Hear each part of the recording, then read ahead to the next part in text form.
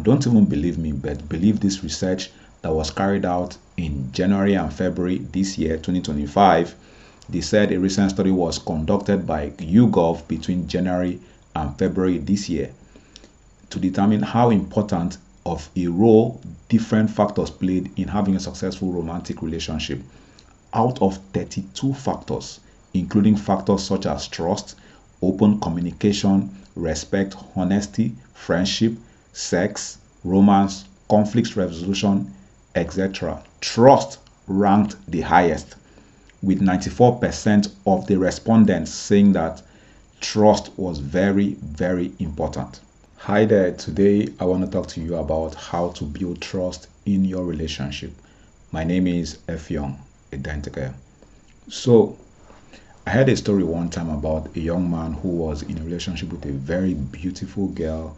She was intelligent, she knew how to cook very delicious meals, and this girl spoke very good English. So this guy was very much in love with the girl. The girl was everything to him, and their relationship was so much fun. He loved the girl loved him. It was a relationship made in heaven.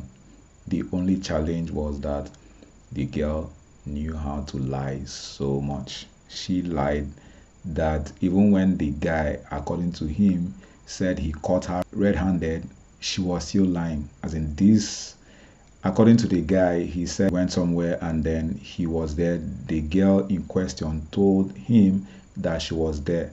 Now, this same guy called this girl and said, okay, meet me. I am at this place where you said you are. Where are you? I can't find you. According to the guy, he said the lady switched off her phone and he couldn't even reach the girl again, meaning that she wasn't even in that particular location with him.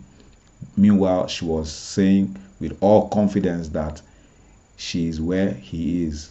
This guy took all the energy and the time to check out and confirm whether she was actually where she said she was, and he found out that the lady was nowhere to be found. If you were the person, would you trust this girl and would you continue the relationship?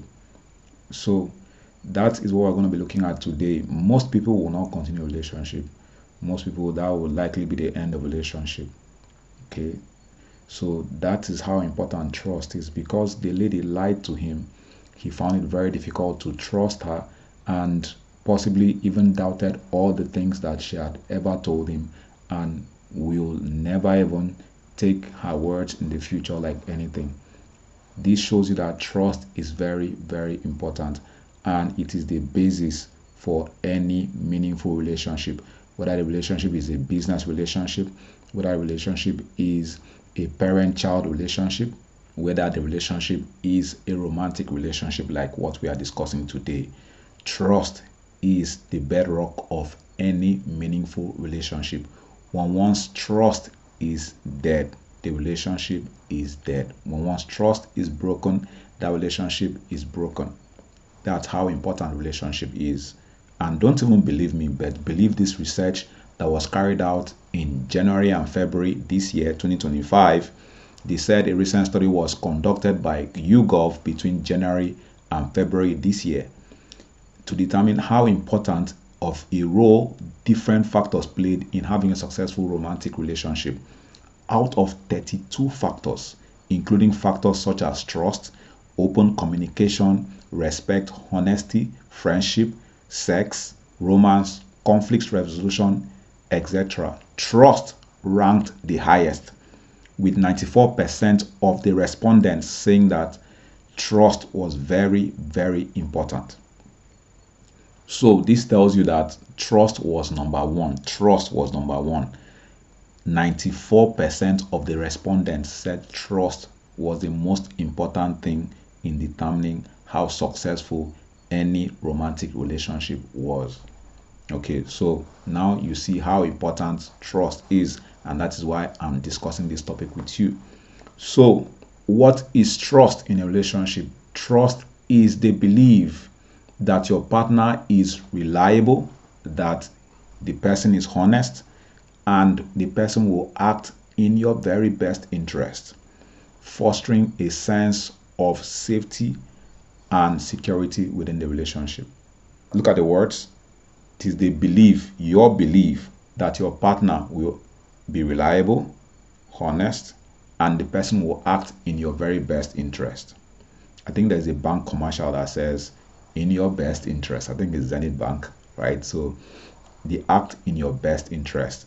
That is what trust is all about. So if that person is not telling you the truth, if the person is not honest with you, if the person is not transparent with you, if the person is not acting in your best interest, then trust is gone and that relationship should cease to exist.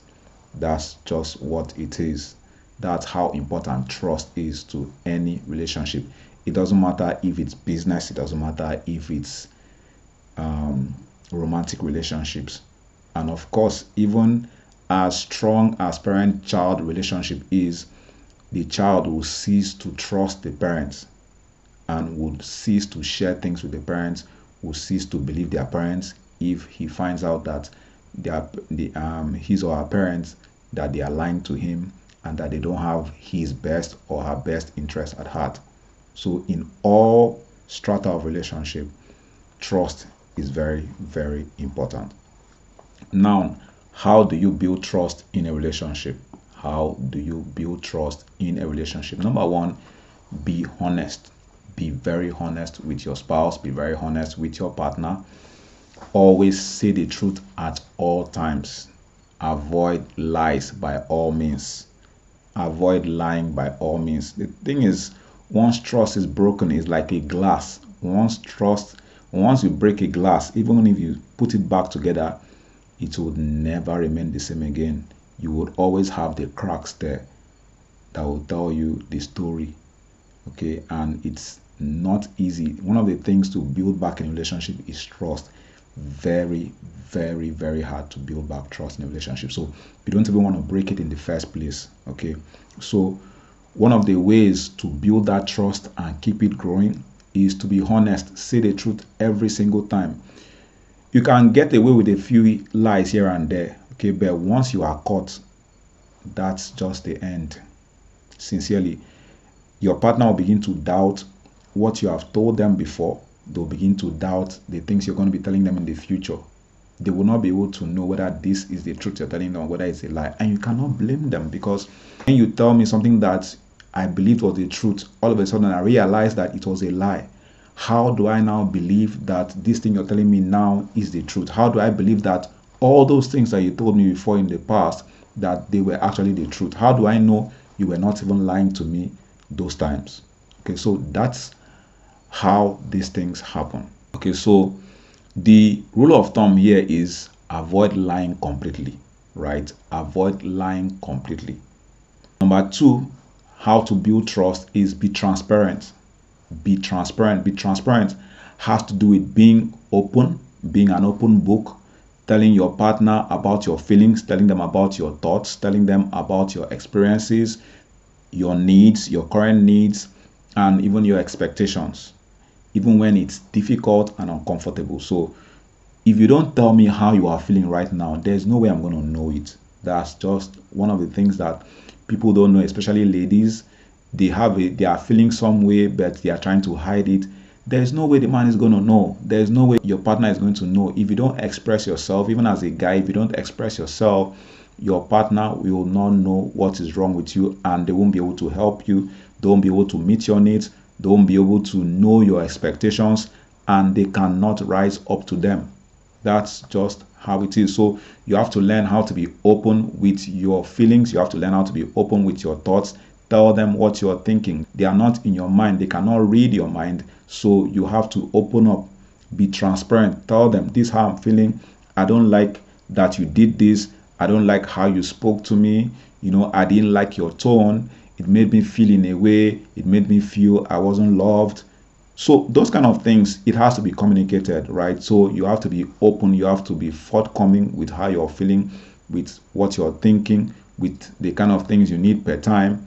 Maybe if you need the person to be around, maybe cover you up, or like you need a hug, or you just need the person to maybe do one thing for you or the other, then you have to communicate these things, because these guys are not mind readers. Your partner is not a mind reader, so you have to bear these things in mind. That is one way to build trust.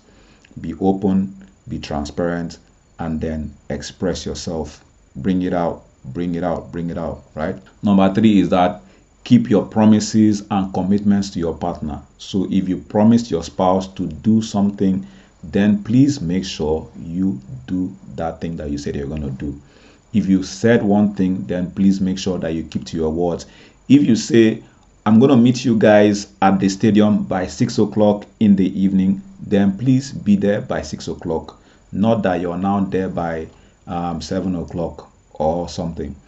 If you say, I'm going to pick out the trash this night and throw it out, then please make sure to pick up the trash that night and throw it out that night.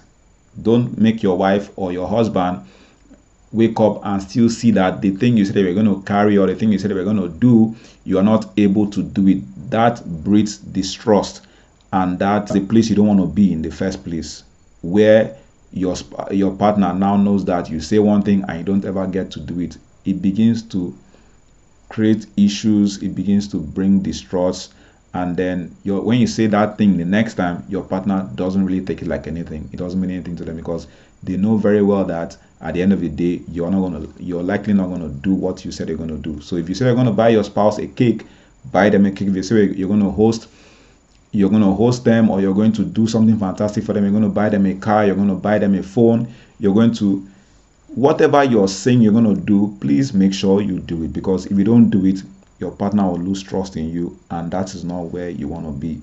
Like, for instance, when I was a child, my dad said, oh, when you make 6 A's, I'm going to buy you a phone and all that. I was so happy. I was just, in short, as I was writing the exam, I was just thinking about my new phone and all. I finished the exam, I had 6 A's, I didn't see the phone. So from that time on, when my father told me anything, I just brushed it aside.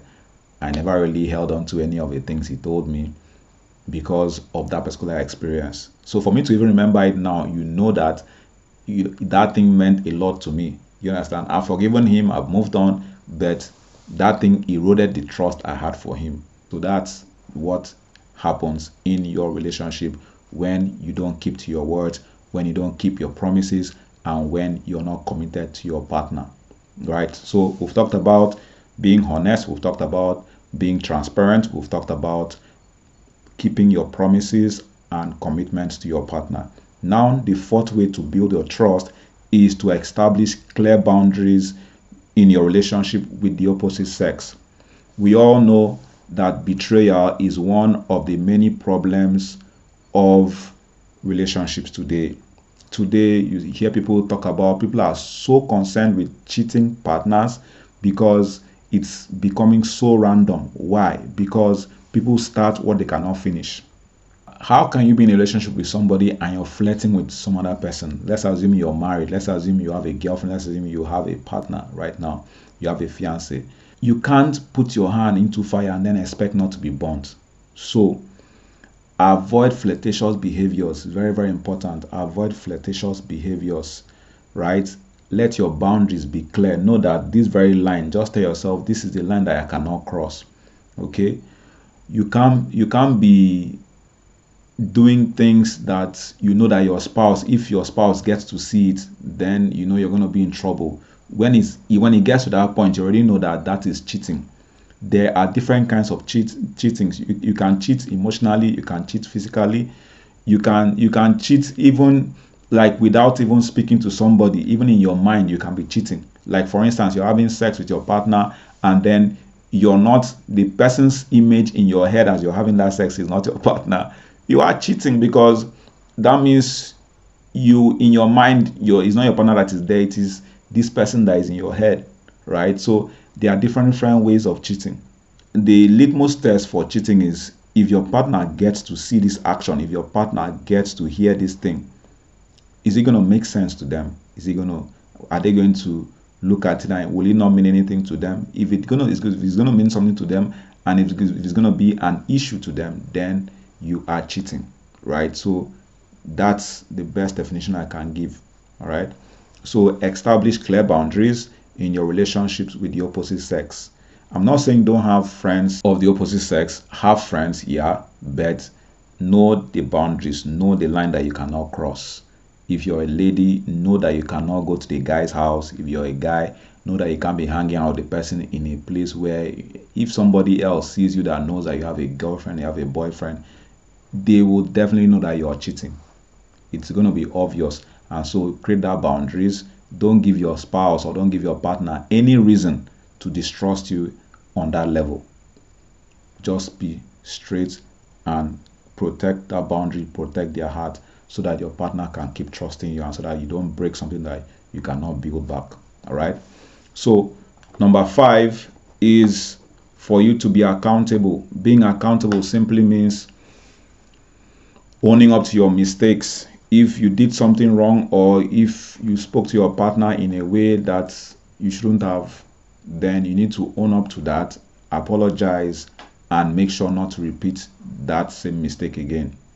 Okay, so that's what being accountable is. Admit your mistakes and then take full responsibility for it. Okay, so whenever you do something wrong, acknowledge it, take full responsibility, apologize, and make sure not to repeat it again. Somebody said the best apology is changed behavior. You cannot apologize to me today and then tomorrow you repeat the same thing. It will just make the apology useless. Why did you even apologize? It's like you're playing with the person's emotions, like you're not serious, you're not a serious person, right? So people they keep doing the same thing over and over again. You catch somebody cheating today, the person cheats on you again. It looks like it's intentional because that means there was no sincerity in the apology that was given. So indeed, the best apology is changed behavior. If indeed you are sorry, then you should not repeat that situation, that action, or that very behavior again. That's how to build trust in your relationship. So the very last thing to do to build your relationship is to be consistent in your action. So if you are white, be white. If you are blue, be blue. Don't be like a chameleon. Today you are green and tomorrow you are white. If a situation comes up, you adjust to that situation, you adapt to it, and then you say things to benefit you at that point. And then that situation comes up, your partner doesn't even know where you are, doesn't even know what values you have. He doesn't know whether you have integrity or you don't have integrity. He doesn't know whether you are, as in like you are just confusing your partner. So if you say something, say it and do it. Even God himself says, is either you are hot or you are cold. If you are lukewarm, then he will spew you out of his mouth. So be one thing and stay that thing. Say one thing and do it. Commit to your words. Let your words mean something. Let your spouse know you for something. All right. So in showing up for your partner when they need you, be consistent. In your words, be consistent. In your communication, be consistent.